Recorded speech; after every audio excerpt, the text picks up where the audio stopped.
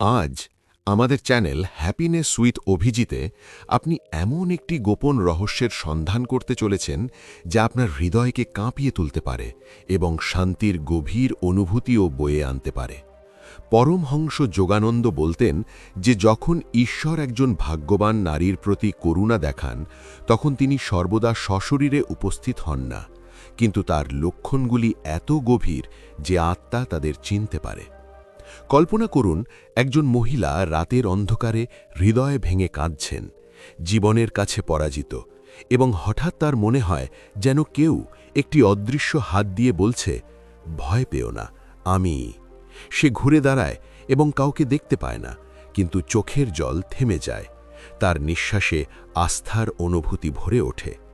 এই মুহূর্তটি পুরুষ এবং ঈশ্বরের মধ্যে অদৃশ্য সংলাপ শুরু হয়। একজন নারীর হৃদয়কে সৃষ্টির সবচেয়ে সূক্ষ্ম দরজা হিসেবে বিবেচনা করা হয়। যোগানন্দ বলতেন যে ঈশ্বরের করুণা প্রথমে একজন নারীর সংবেদনশীল আত্মাকে স্পর্শ করে, কারণ এতে প্রেম, ত্যাগ এবং সহনশীলতার এক সমুদ্র রয়েছে।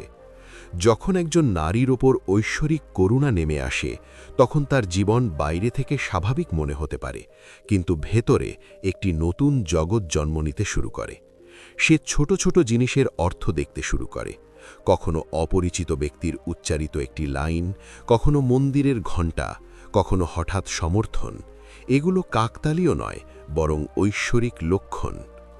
অনেক নারী কঠিন সময়ে অদৃশ্য সুরক্ষা অনুভব করে, দুর্ঘটনা এড়ানো যায়, শেষ মুহূর্তে সাহায্য পাওয়া যায়, অথবা হঠাৎ ভেঙে পড়া সম্পর্ক মেরামত করা হয়। যোগানন্দের মতে এটি ঈশ্বরের নীরব ভাষা। ঈশ্বর শব্দের চেয়ে অনুভূতির মাধ্যমে বেশি কথা বলেন। যেহেতু নারীরা স্বভাবতই গ্রহণযোগ্য, তাই তারা দ্রুত এই তরঙ্গগুলি ধরে ফেলে। একজন স্বচ্ছ মনের নারী ঈর্ষা এবং অহংকার থেকে মুক্ত হয়ে ঈশ্বর তার ভেতরে স্পষ্টভাবে বাজতে শুরু করে। যখন করুণা নেমে আসে তখন প্রথম পরিবর্তন আসে চিন্তাভাবনায়। যে মহিলা গতকাল পর্যন্ত নিজেকে দুর্বল মনে করতেন, তিনি হঠাৎ করেই ভেতর থেকে শক্তিশালী বোধ করতে শুরু করেন। তিনি অনুভব করেন যে এমন কেউ আছেন যিনি তাকে পতন হতে দেবেন না। যোগানন্দ বলতেন, ঈশ্বরের সবচেয়ে বড় লক্ষণ হল ভয়ের অন্তর্ধান। যদি একজন মহিলার ভেতরের অজানা ভয় কমতে শুরু করে, তাহলে বুঝতে হবে যে ঈশ্বরের ছায়া তার ওপর পড়েছে। অনেক মা সংকটের সময় অদৃশ্য উপস্থিতি অনুভব করার কথা জানান। একটি শিশু অসুস্থ হতে পারে, স্বামী পথভ্রষ্ট হতে পারে, অথবা জীবন অন্ধকারে ঢাকা থাকতে পারে। এই মুহূর্তে যখন একজন মহিলা সত্য হৃদয়ে ডাকেন, তখন করুণা অবশ্যই সাড়া দেয়। ঈশ্বর সবসময় আকারে আসেন না, কখনো কখনো প্রতিবেশী হিসাবে, কখনো তিনি ডাক্তারের রূপে সাহায্য পাঠান, কখনো পথচারী হিসাবে। এটাই ঐশ্বরিক খেলা। যোগানন্দ এমন এক মহিলার গল্প বলতেন, যিনি প্রতিদিন কাঁদতে কাঁদতে প্রার্থনা করতেন, প্রভু, আমাকে পথ দেখান। বছরের পর বছর ধরে তিনি কিছুই অনুভব করেননি। একদিন তিনি হাল ছেড়ে দিয়েছিলেন এবং বলেছিলেন, হয়তো আপনি শোনেন না। সেই রাতেই স্বপ্নে তিনি একটি আলো এবং ভেতর থেকে একটি কণ্ঠস্বর দেখতে পান, আমি প্রতিটি অশ্রু গণনা করছিলাম, আপনি সেই ব্যক্তি যিনি শুনতে পাননি। সেই দিন থেকে তার জীবন বদলে যায়। এই গল্পটি দেখায় যে করুণা প্রায়শই শীঘ্র বা দেরিতে আসে, আমাদের বোধগম্যতার বাইরে। ঈশ্বরের লক্ষণগুলি বিভিন্ন রূপে আসে। হঠাৎ সুস্পষ্ট উপদেশ, একটি বই থেকে একটি বাক্য, একটি শিশুর হাসি, অথবা ধ্যানে প্রকাশিত আলো। একজন ভাগ্যবান মহিলা এই লক্ষণগুলিকে সম্মান করেন। তিনি জানেন যে জীবন কেবল একটি সংগ্রাম নয়, বরং একটি ঐশ্বরিক যাত্রা। যোগানন্দ বলতেন যে একজন মহিলার অন্তর হল ঈশ্বরের সবচেয়ে কোমল কণ্ঠস্বর। যখন করুণা গভীর হয়, তখন একজন মহিলার প্রকৃতিতে করুণা বৃদ্ধি পায়। সে অন্যদের কষ্ট বিনা কারণে বুঝতে শুরু করে। তার কণ্ঠে একটা মিষ্টি ভাব, চোখে একটা শান্তি, আর তার ব্যক্তিত্বে একটা মর্যাদা। মানুষ অনিচ্ছাকৃতভাবেই তার প্রতি আকৃষ্ট হয়। এটাও একটা লক্ষণ যে ঈশ্বর তাকে মাধ্যম হিসাবে ব্যবহার করছেন। কখনো কখনো করুণা পরীক্ষার জন্য আসে। দীর্ঘস্থায়ী কষ্ট, অপমান এবং একাকিত্ব হল সেই আগুন যা আত্মাকে পবিত্র করে। যে মহিলা এই সময়েও বিশ্বস্ত থাকে, সে সত্যিই ধন্য। যোগানন্দ শিখিয়েছিলেন যে অপেক্ষা করাও প্রার্থনার একটি রূপ।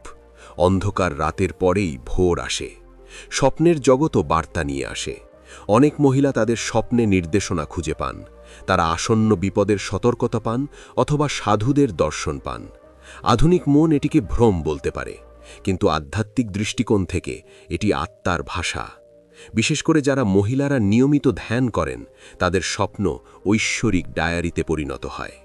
করুণার এক রূপ হল সঠিক ব্যক্তির সাথে দেখা, একজন গুরু, একজন বন্ধু অথবা একজন অনুপ্রেরণাদায়ক আত্মা, যিনি তাদের জীবনকে বদলে দিতে পারেন। এটি কোনো কাকতালীয় ঘটনা নয়, বরং ঈশ্বরের পরিকল্পনা।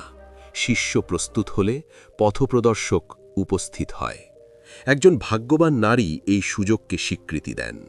যোগানন্দ বলতেন যে ঈশ্বর প্রথমে অহংকারকে বিলীন করে দেন। যে নারী নম্রতা নিয়ে জন্মগ্রহণ করে, তার হৃদয়ে ঈশ্বর একটি বাসা তৈরি করেছেন বলে মনে করুন। এমন নারী অপমানকেও আশীর্বাদে রূপান্তরিত করে। ক্ষমা তার ভেতরে স্বাভাবিকভাবে প্রবাহিত হয়।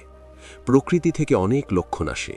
বৃষ্টির প্রথম ফোঁটা, মন্দিরে আরতি, উড়ন্ত পাখি। একটি সংবেদনশীল হৃদয় এগুলি পড়তে পারে।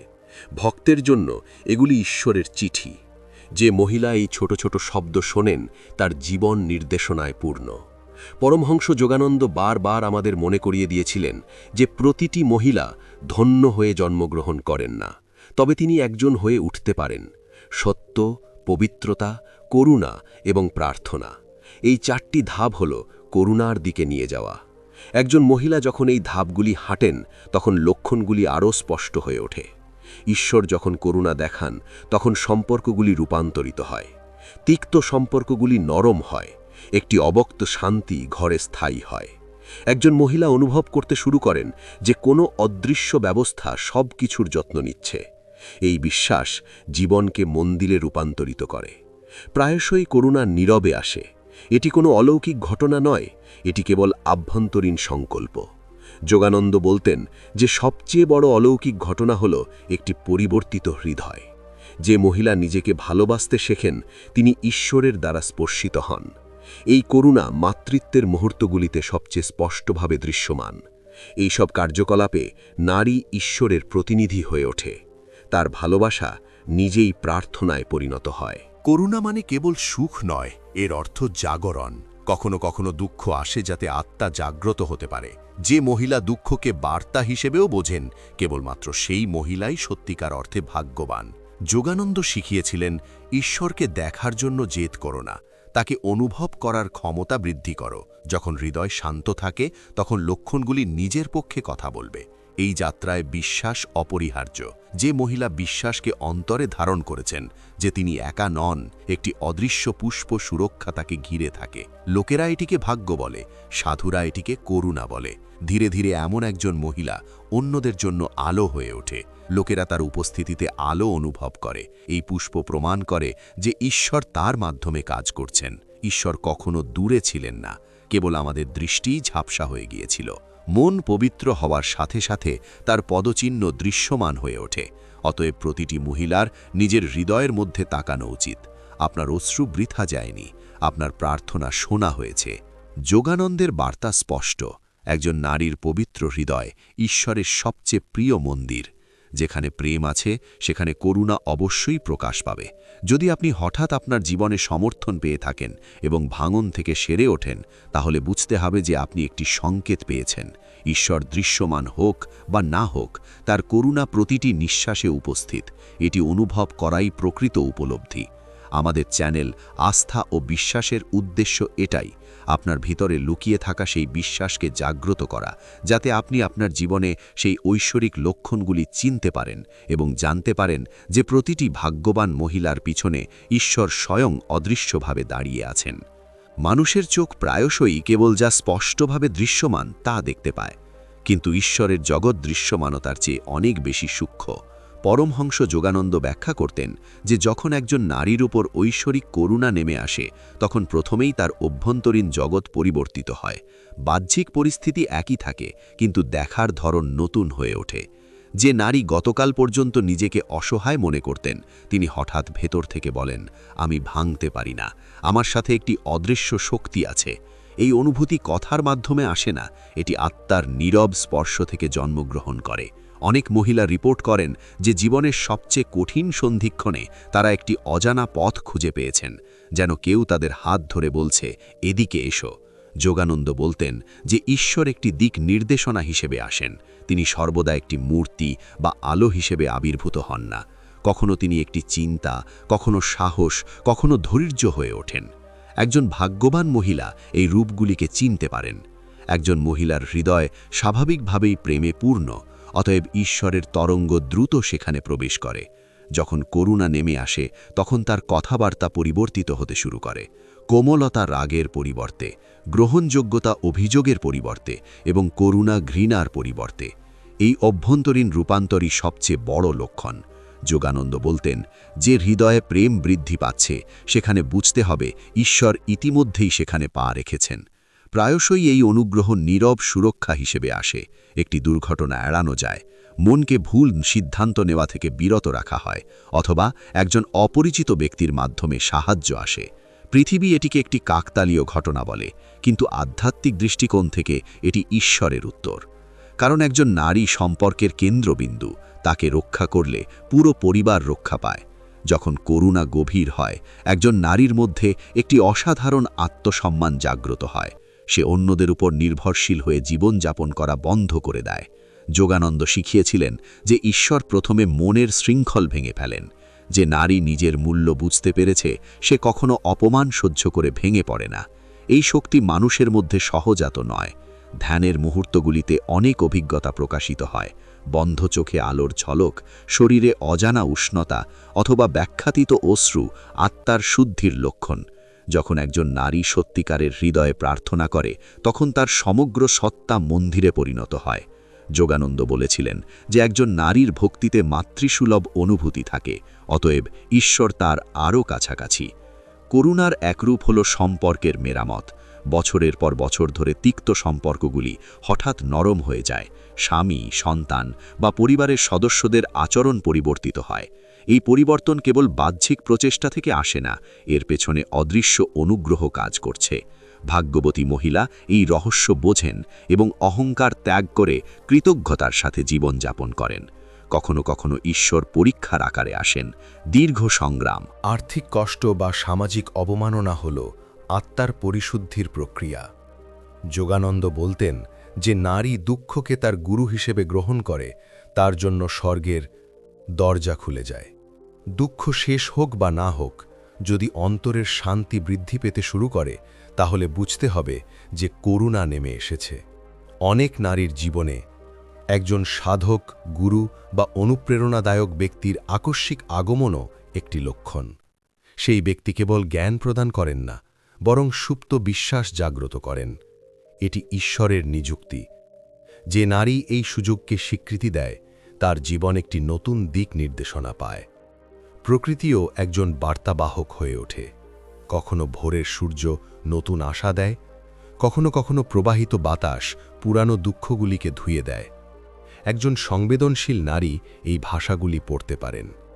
যোগানন্দ বলতেন যে সৃষ্টির প্রতিটি কণা ঈশ্বরের কথা বলার বই। যখন করুণা সত্য হয় তখন নারীর ভেতরে ক্ষমার ঝর্ণা প্রবাহিত হয়। তিনি তাদেরও ক্ষমা করেন যারা তাকে গভীরভাবে আঘাত করে। এই ক্ষমা দুর্বলতা নয়, বরং ঐশ্বরিক শক্তি। এই মুহূর্ত থেকে তার ভাগ্য পরিবর্তন হতে শুরু করে। অনেক মায়েরই অভিজ্ঞতা হয় যে তাদের সন্তানদের জন্য প্রার্থনা বিশেষভাবে শোনা যায়। একজন মায়ের হৃদয় এবং ঈশ্বরের করুণা একই ভাষায় কথা বলে। অতএব একজন নারীর প্রকৃত আহ্বান কখনো বৃথা যায় না। যোগানন্দ আরও ব্যাখ্যা করেছেন যে করুণা শব্দ করে না, এটি নিঃশব্দে জীবনকে সুন্দর করে তোলে। যে নারী প্রতিটি ঘটনায় ঈশ্বরের হাত দেখতে শুরু করে তার চারপাশে একটি অদৃশ্য ঢাল তৈরি হয়। ধীরে ধীরে এই ধরনের নারীর মুখের উপর একটি ভিন্ন দীপ্তি তৈরি হয়। মানুষ হয়তো কারণ বুঝতে পারে না, কিন্তু তার উপস্থিতিতে সান্ত্বনা অনুভব করে। এটি ঈশ্বরের সাথে চলার প্রমাণ। সর্বশ্রেষ্ঠ চিহ্ন হল একটি অভ্যন্তরীণ সংলাপের সূচনা। একজন নারী একা নিজের সাথে কথা বলে এবং উত্তর পায়। এটি হল আত্মা এবং পরমেশ্বরের মধ্যে বন্ধুত্ব। এই পথে হাঁটলে তিনি বুঝতে পারেন যে প্রকৃত সৌভাগ্য বাহ্যিক সুখের মধ্যে নয়, বরং অভ্যন্তরীণ জাগরণে নিহিত। যে নারী এই রহস্য বোঝে, তার জীবন একটি প্রার্থনায় পরিণত হয়। যোগানন্দের বার্তা হল, ঈশ্বর দূর আকাশে নয়, বরং একজন নারীর অশ্রু, হাসি এবং ধৈর্যের মধ্যে থাকেন। তাকে চিনতে শুধুমাত্র একটি শান্ত হৃদয়ের প্রয়োজন। যখন এই স্বীকৃতি আসে, তখন একজন নারী আর পরিস্থিতির দাস থাকে না। সে তার নিজের ভাগ্যের সহস্রষ্টা হয়ে ওঠে, এবং এই অবস্থাতেই ঈশ্বরের লক্ষণগুলি স্পষ্টভাবে শ্রবণযোগ্য হয়ে ওঠে। শব্দ ছাড়া, রূপ ছাড়াই, কেবল গভীর বিশ্বাসের সাথে। ঈশ্বরের করুণা একজন নারীর জীবনে অদৃশ্য নদীর মতো প্রবাহিত হয়, কিন্তু প্রায়শই মানুষ এটি চিনতে ব্যর্থ হয়। পরমহংস যোগানন্দ বলতেন যে ঈশ্বরের স্পর্শ শব্দ করে না, এটি নীরবে হৃদয়ের দরজা খুলে দেয়। যখন একজন নারী গভীরভাবে আশীর্বাদ প্রাপ্ত হয়, তখন প্রথম লক্ষণ হল যে সে পরিস্থিতির সাথে লড়াই করা বন্ধ করে দেয় এবং নিজের সাথে দেখা করতে শুরু করে। বাইরের জগৎ একই থাকে, কিন্তু তার ভেতরে একটি নতুন আকাশের জন্ম হয়। এই ধরনের একজন নারী ধীরে ধীরে বুঝতে পারে যে জীবন কেবল সুযোগের খেলা নয়। প্রতিটি ঘটনার পিছনে একটি অদৃশ্য পরিকল্পনা কাজ করে। গতকাল তাকে যে অপমান পোড়ায়, আজ তাকে শক্তিশালী করে। যে একাকিত্ব কাটিয়ে উঠতে দৌড়ায়, সেই মুহূর্তটি ধ্যানের সুযোগ হয়ে ওঠে। যোগানন্দ শিখিয়েছিলেন যে ঈশ্বর যখন করুণা দেখান, তিনি এমনকি কষ্টকেও একটি সিঁড়িতে পরিণত করেন। কখনো কখনো এই করুণা নীরব নির্দেশনার আকারে আসে।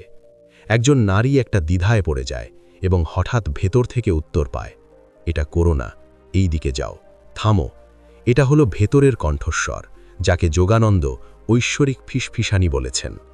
ভাগ্যবান নারীরা এই কণ্ঠস্বরকে সম্মান করে এবং তাই মহা বিপদ থেকে রক্ষা পায়। করুণার আরও গভীর রূপ হল চরিত্রের শুদ্ধিকরণ। ঈশ্বরের ছায়ায় থাকা একজন নারীর জন্য মিথ্যা বলা কঠিন হয়ে ওঠে, ঈর্ষা বোঝা হয়ে ওঠে এবং অহংকার কাঁটার মতো বিধে। এই রূপান্তর ঘটে বাহ্যিক প্রচারের মাধ্যমে নয়, বরং ভেতরে জাগ্রত আলোর মাধ্যমে। এমন একজন নারী স্বয়ংক্রিয়ভাবে অন্যদের জন্য আশীর্বাদ হয়ে ওঠে। যোগানন্দ ব্যাখ্যা করেছিলেন যে ঈশ্বর সেই সব নারীর সবচেয়ে কাছের, যারা ভেঙে পড়ার পরেও ভালোবাসা বন্ধ করে না, যারা বিশ্বাসঘাতকতা সহ্য করে এবং তাদের হৃদয় শক্ত করে না, তারাই সত্যিকার অর্থে ভাগ্যবান। তাদের অশ্রু মুক্ত হয়ে স্বর্গে জমা হয় এবং যথাসময়ে আশীর্বাদে পরিণত হয়। কখনো কখনো সৌন্দর্যের মুহূর্তগুলি খুব সহজ আকারে ফিরে আসে। ভেতরে এসো, একটা বাচ্চার হাসি, কারো ধন্যবাদ, অথবা একটা সকাল। প্রথম রশ্মি। কিন্তু একজন সংবেদনশীল নারী এই মুহূর্তগুলিতে ঈশ্বরকে অনুভব করেন। তিনি বুঝতে পারেন যে ঈশ্বর জীবনকে মহৎ অলৌকিক ঘটনা দিয়ে নয়, বরং ছোট ছোট স্পর্শ দিয়ে সাজিয়েছেন। এই যাত্রা যত গভীর হয়, নারীর মধ্যে নির্ভীকতা জন্ম নেয়। সমাজ কি বলবে, মানুষ কি ভাববে, এই প্রশ্নগুলো ম্লান হয়ে যায়। সে সত্যের পক্ষে দাঁড়ানোর সাহস অর্জন করে। যোগানন্দ বলতেন যে একজন নির্ভীক হৃদয় হল ঈশ্বরের সিংহাসন। করুণার আরেকটি বৈশিষ্ট্য হল সেবার মনোভাব। এই ধরনের একজন মহিলা অন্যদের জন্য ভান ছাড়াই সাহায্যকারী হয়ে ওঠেন। তিনি এটি সম্পর্কে অজ্ঞ, তবুও তিনি অনেক জীবন টিকিয়ে রাখেন। ঈশ্বর তার হাত দিয়ে কাজ করেন, তার কথা সান্ত্বনা দেয় এবং তার ধৈর্য ভাঙা হৃদয় মেরামত করে। কিন্তু এই পথ সবসময় সহজ নয়। প্রায়শই একজনকে দীর্ঘ অপেক্ষা, প্রিয়জনের কাছ থেকে ভুল বোঝাবুঝি এবং অভ্যন্তরীণ সংগ্রাম সহ্য করতে হয়। যোগানন্দ ব্যাখ্যা করেছিলেন যে এটি আত্মার শুদ্ধির একটি প্রক্রিয়া। যে মহিলা ধৈর্য ত্যাগ করেন না, তারাই শেষ পর্যন্ত সরাসরি আলো অনুভব করেন। ধীরে ধীরে তিনি বুঝতে শুরু করেন যে ঈশ্বরকে বেঁচে থাকতে হবে, দেখা উচিত নয়। তিনি প্রতিটি নিঃশ্বাসে কৃতজ্ঞতা অনুভব করেন। তার ঘর একটি মন্দিরে পরিণত হয়, এমনকি সাধারণ জীবনও একটি পবিত্র উৎসবের মতো অনুভব করতে শুরু করে। এই ধরনের একজন মহিলা মৃত্যুকেও ভয় পান না, কারণ তিনি জীবনের মধ্যে অমর উপাদান স্পর্শ করেছেন। যোগানন্দ বলতেন যে ভালোবাসাকে জানে, সে ঈশ্বরকে জানে।